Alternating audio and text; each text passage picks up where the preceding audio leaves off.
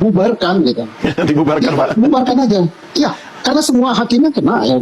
Hampir semua hakim terkena, kemudian termasuk Mahkamah Agungnya, pejabat tingginya lah. Dia menangani perkara yang mendapat perhatian rakyat se-Indonesia saja seperti ini. Iya. Ini menyangkut hak asasi manusia loh. 8 orang dihukum seumur hidup, 7, 1 sudah bebas, itu masih anak. Tidak ada atensi sama sekali pengadilan ini. Dari pengadilan Mahkamah Agung sampai pengadilan bawah. Bayangkan, 3 bulan baru berkas itu naik. Baru naik 3 bulan. Ya. Belum ditangani. Belum diproses. Katanya ini supaya cepat karena mendapat perhatian. Cepatnya saja berbulan-bulan, Ya. sampai 1 tahun. Itu cepatnya loh. Itu yang istimewa telur 2 gitu.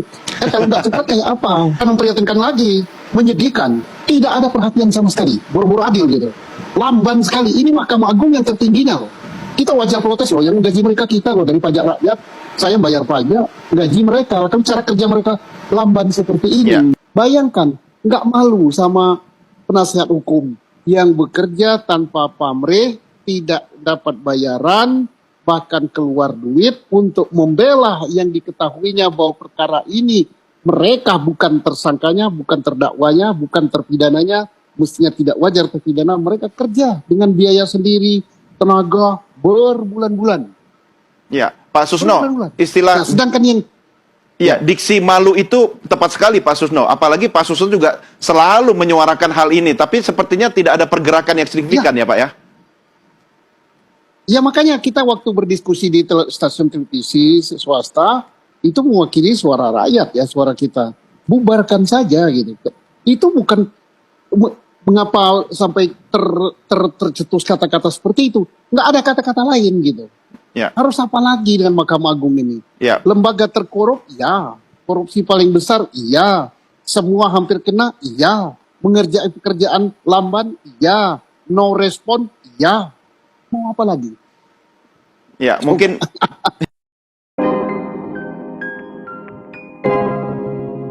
Yo guys, balik lagi di Uki Kevin. Kita lanjut dalam kasusnya Vina ya. Dan ini ada info bahwasanya para hakim dan jaksa dalam sidang PK kasus Vina mafia hukum karena bukti-bukti CCTV HP korban, bahkan para oknum polisi yang melakukan penyiksaan tidak dihadirkan, katanya seperti itu guys. Diduga hakim mendapatkan intimidasi dari seseorang yaitu mafia berseragam. Nah, seperti apa infonya? Yuk langsung kita simak saja. Jadi melihat dengan jelas bagaimana ketua majelis hakim buka-buka handphone gitu ya, karena dari tempat saya berdiri buka-buka handphone mungkin untuk kemudian berdiskusi dengan ketua pengadilan negeri Cirebon ya. Kita tunggu nanti hasilnya kayak gimana. Saya akan membahas kenapa Mahkamah Agung menolak 7 terpidana PK-nya. Yang pertama, Mahkamah Agung menyepelekan PK 7 terpidana. Kenapa saya harus mengatakan menyepelekan? Kalau sekedar memberikan keputusan, apakah ia harus berbulan-bulan? Ya kan? Emangnya anggota Mahkamah Agung cuma 1 orang, sehingga membaca berkas, oke lah berkasnya sebanyak itu. Tapi persoalannya, emangnya harus berbulan-bulan mengambil poin-poinnya untuk memberikan keputusan. Di situ dasar saya bahwa Mahkamah Agung menyepelekan PK 7 terpidana. Yang kedua, Mahkamah Agung mengatur strategi memberikan keputusan agar gimana caranya netizen ini nggak gaduh. Setelah banyaknya berita viral yang trending, sehingga para netizen jenuh, bosan mengikuti strategi kasus mereka. 7 terpidana. Ya kan? Barulah dikasih keputusan menolak. Ini pendapat saya bahwa Mahkamah Agung itu menyepelekan PK 7 terpidana dan penuh dengan strategi. Bahkan saya buatkan videonya kan. Kenapa saya fokus kepada kalau bukan gelarnya bukan prof, saya ragu kemenangan 7 terpidana. Karena lawannya super power. Itu dasar saya. Ya. Sehingga saya fokus gelarnya kuasa hukumnya harus prof. Fakta yang terjadi, Otto Hasibuan seorang prof, apa yang terjadi? Kalah. Apa yang saya ucapkan itu hasil akhir, karena saya analisa tajam tanpa batas. Paham? Tetapi kita tetap menghormati putusan itu. Biar bagaimanapun juga itulah adalah keputusannya. Saka Tatal dan kawan-kawan 7 terpidana, kita hanya bisa mendoakan semoga selalu sehat, kuat menjalani hukumannya. Cuma itu kan yang bisa kita lakukan, memberikan doa semoga selalu sehat, kuat, tabah menjalani hukumannya. Terima kasih. Lagi nih, Bagi saya ada bentar ya, kasus Vina Cirebon. Karni Ilyas merasa aneh dengan 7 pidana dihukum seumur hidup. Apakah peran mereka itu sama semua, katanya gitu. yang jadi tanda tanya juga. Ada 7 terpidana yang dihukum seumur hidup dan sama semua hukumannya 7. Kita lanjut lagi. Sudah jelas ini viral, jelas fakta yang perkara pidananya mutlak. Ini butuhnya kita bahwa di DPR adalah untuk meminta keadilan. Kemana lagi kalau keadilan kita mati di pengadilan yang tidak ada keadilan? Ini rusak kita. Kita sebagai pimpinan Komisi 3, ada Pak Dasko sebagai pimpinan DPR. Kemana muka kita semua yang ada di sini? Kalau serusak ini hakimnya, saya akan konsen dengan urusan ini.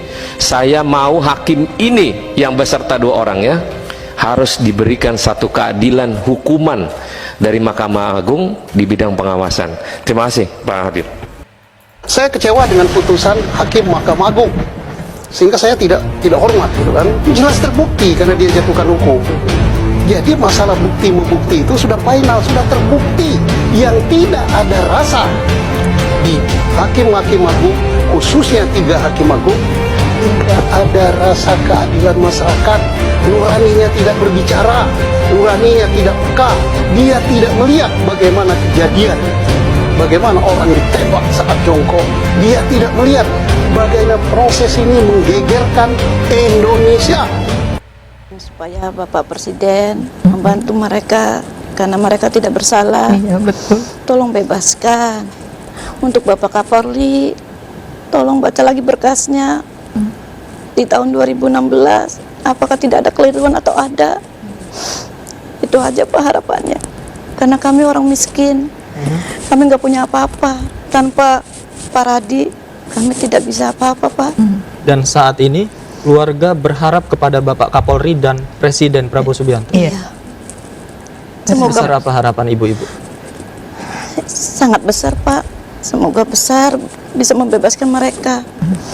Karena seumur hidup itu gimana ya Pak? Sekarang 9 tahun aja udah terasa lama banget.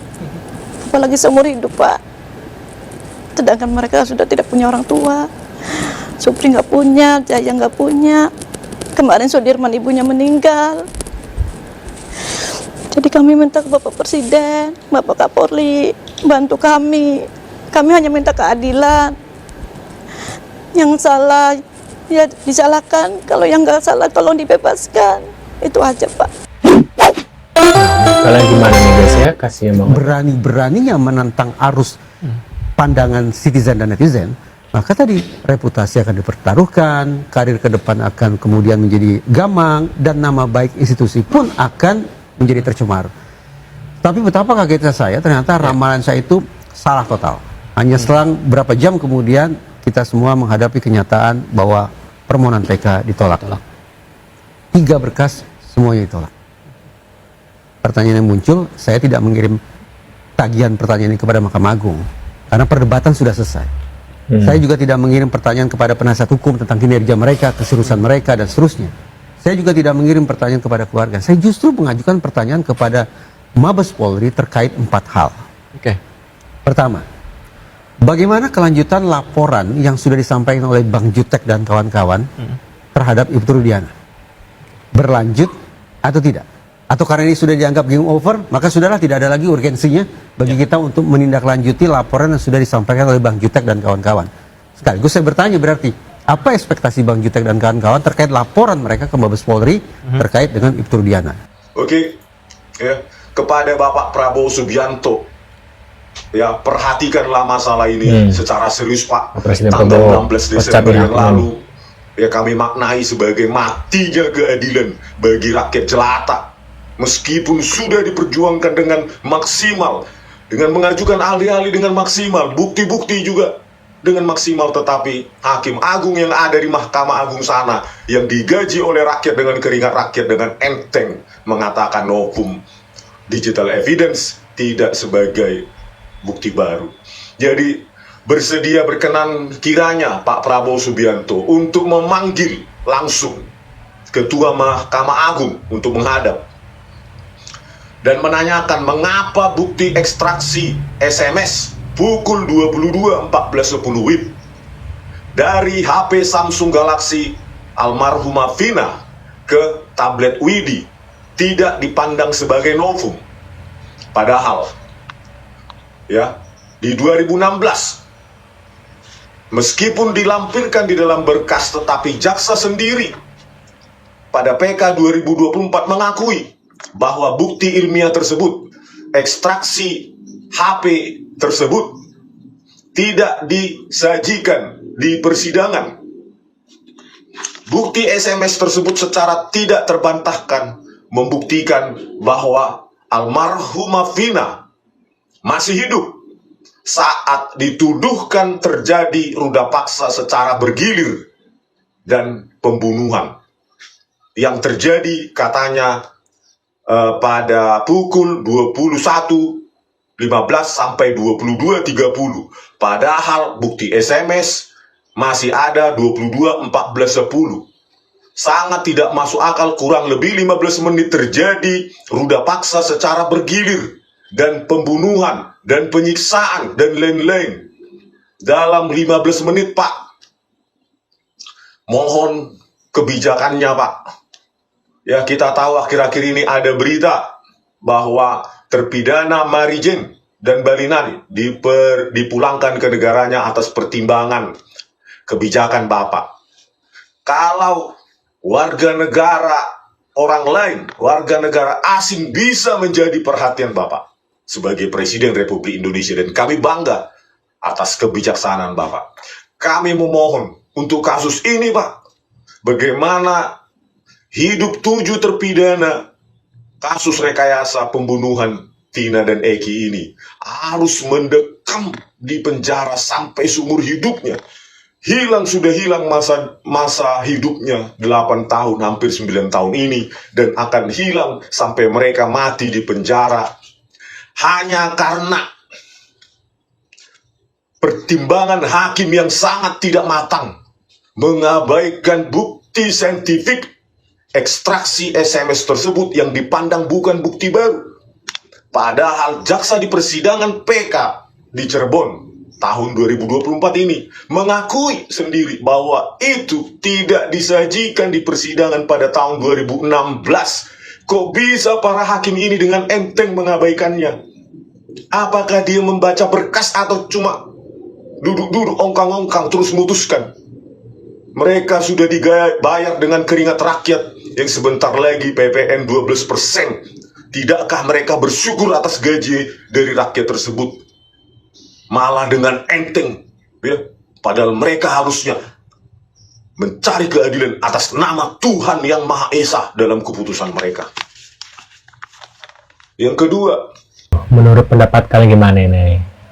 Mudah-mudahan dengan viral lagi kasusnya ini, Presiden Prabowo mampu untuk memecat hakim-hakim yang menurut aku ini sudah jelas banget bahwasanya sepertinya dia sudah disogok sama Rudiana in the gang gitu, mafia-mafia hukum ya, yang terlibat dalam kasusnya Vina. Aku yakin kasusnya Vina ini ada sangkut pautnya dengan para jenderal-jenderal yang terlibat pada saat itu ya guys ya. Menurut kalian gimana? Tulis ke komentar. Terima kasih sudah hadir dan jangan lupa bantu subscribe ke kita. Sampai jumpa di video selanjutnya. See you guys.